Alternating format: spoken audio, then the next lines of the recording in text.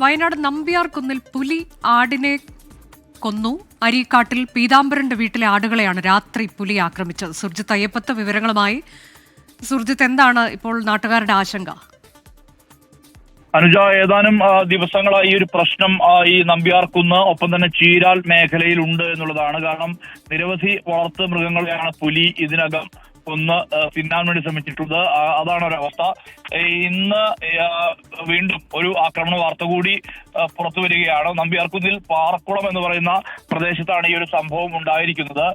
പാറക്കുളം അരീക്കാട്ടിൽ പീതാംബരന്റെ വീട്ടിലെ ആടുകളെയാണ് രാത്രിയിൽ പുലി ആക്രമിച്ചിട്ടുള്ളത്. ഒരാട് ചത്തു, ഒരാടിന് പരിക്കേറ്റ ഒരവസ്ഥ കൂടിയുണ്ട്.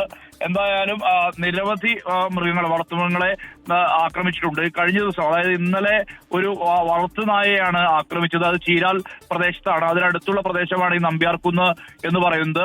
വടുവഞ്ചാൽ പ്രദേശത്തും ഇന്നലെ പുലി ഒരു വളർത്തുനായെ കടിച്ച് കൊന്നിട്ടുള്ള അവസ്ഥയുണ്ട്. അങ്ങനെ നിരന്തരം ആക്രമണങ്ങൾ ഉണ്ടാകുന്ന ഒരു സ്ഥിതിയുണ്ട് ഈ ചീരാൽ ഒപ്പം തന്നെ നമ്പ്യാർകുന്ന് മേഖലയിൽ.